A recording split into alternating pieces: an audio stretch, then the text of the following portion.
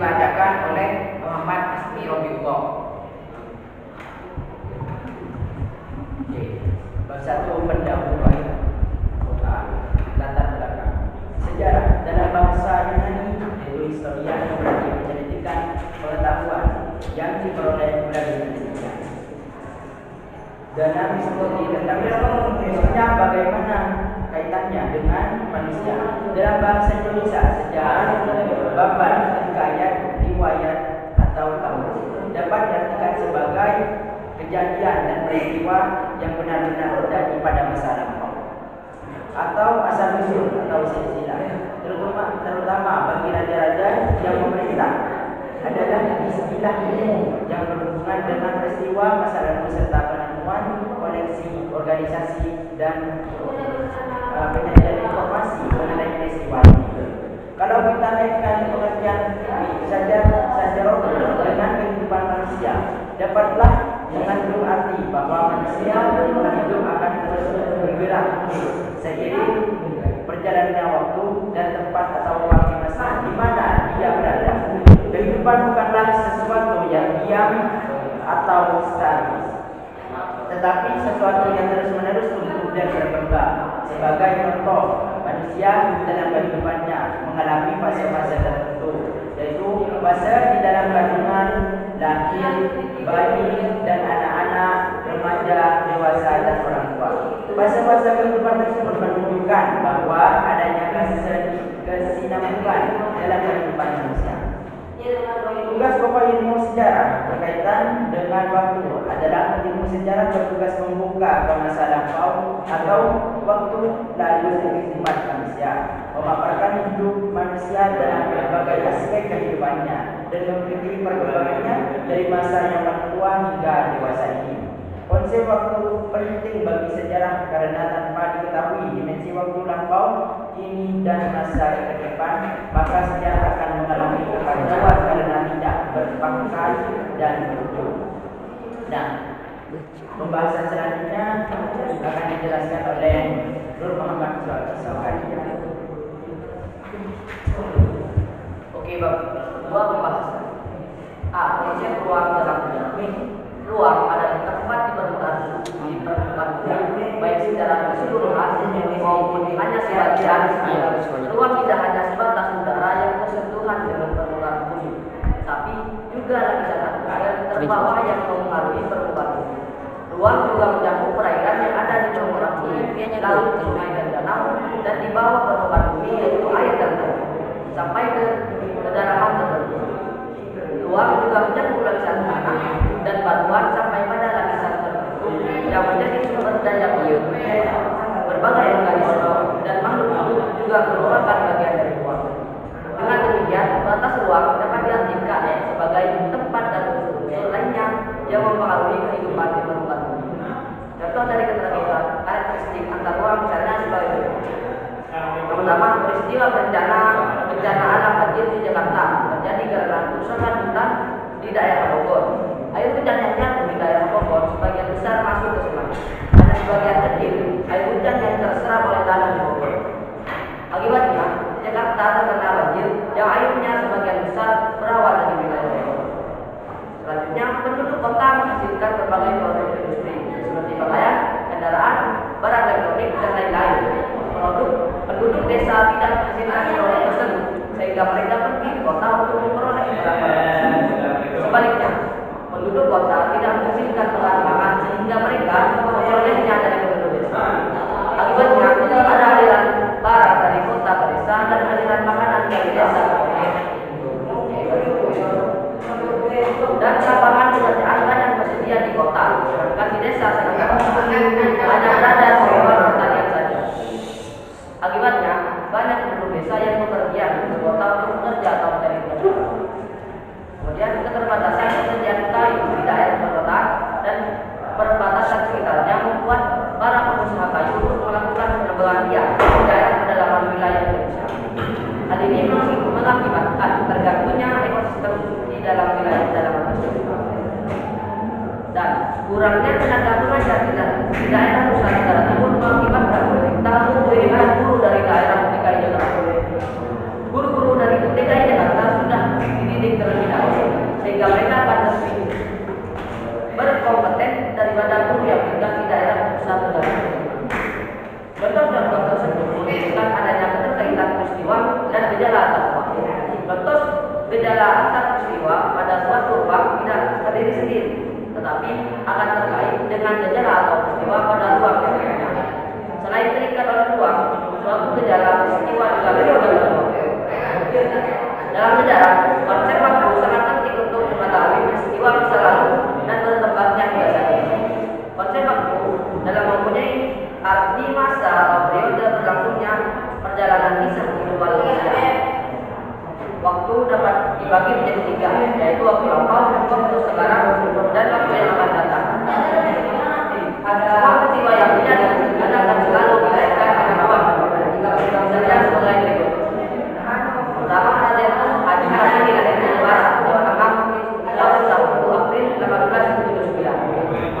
Kemudian pemilu kada di Sumatera Selatan diselenggarakan tanggal 6 Juli 2013.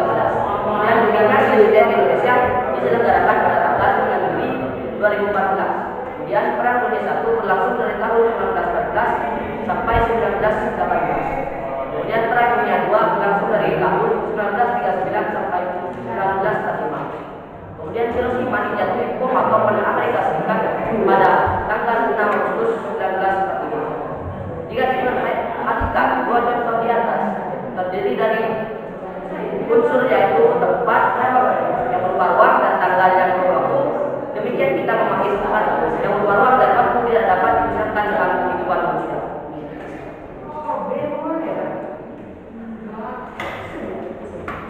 B. Konsep waktu dalam sejarah. Waktu atau dimensi temporal memiliki dua makna, yakni makna denotatif dan makna monotatif.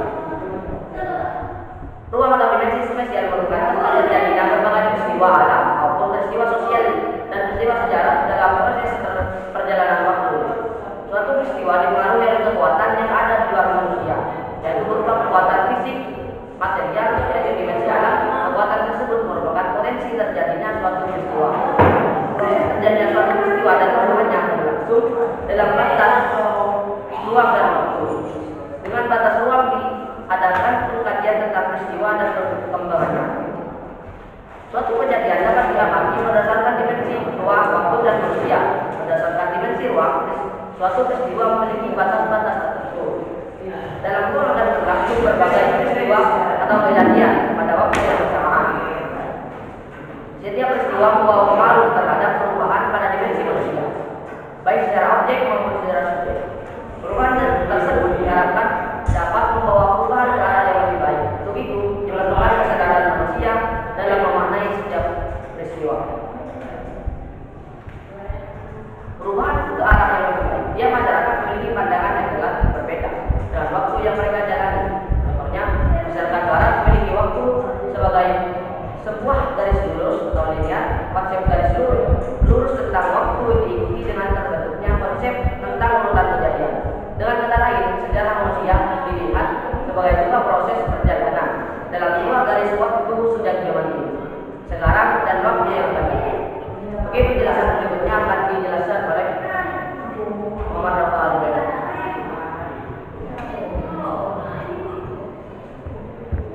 C.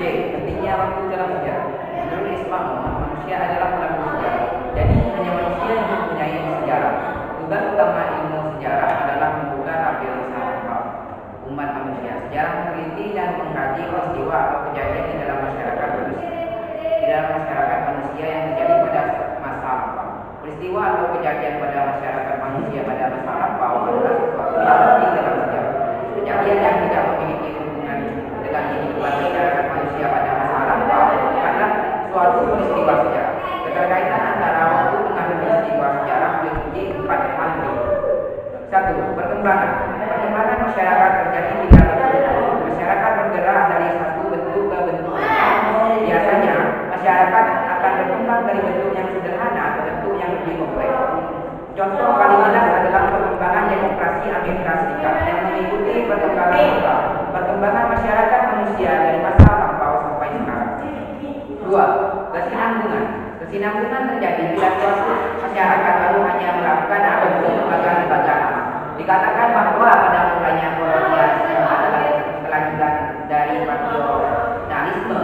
Demikianlah kebijakan kolonialisme hanya mengadopsi kebiasaan lama. 3. Pengulangan. Pengulangan terjadi bila peristiwa yang pernah terjadi di masa lampau terjadi lagi pada masa yang selanjutnya.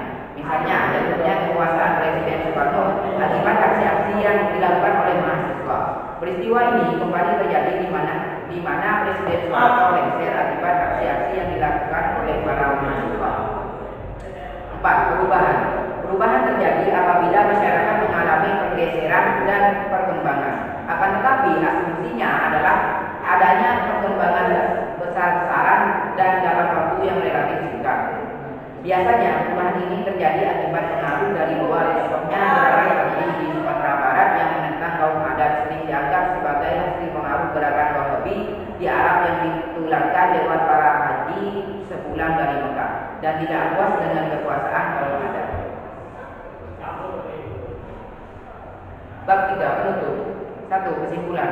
Ruang adalah tempat di permukaan bumi, baik secara keseluruhan walaupun hanya sebagian. Ruang tidak hanya sebatas udara yang bersentuhan dengan permukaan bumi, tetapi juga lapisan atmosfer terbawah yang memengaruhi permukaan bumi. Waktu memiliki dua makna, yakni makna denotatif dan makna konotatif. Makna waktu secara denotatif adalah merupakan satu kesatuan, detik, menit, jam, hari, minggu, bulan, tahun, abad, dan sebagainya. Sedangkan makna waktu secara konotatif adalah waktu sebagai suatu konsep. Apabila kita kaitkan pengertian saja waktu dengan kehidupan manusia, dapatlah mengandung arti bahwa manusia itu hidup akan terus bergerak tumbuh seiring perjalanan waktu dan tempat atau ruang di mana dia berada. Kehidupan bukanlah sesuatu yang diam atau statis, tetapi sesuatu yang terus-menerus tumbuh dan berkembang. 2. Syarat. Dengan demikian, jalannya waktu sebagai proses bergerak menurut garis lurus yang bergerak terus dari awal menuju masa depan. Jadi, penggambaran proses jalur waktu itu selalu lurus. Mungkin sekian dari kami, kurang lebihnya kami mohon maaf sebesar-besarnya. Semoga bermanfaat.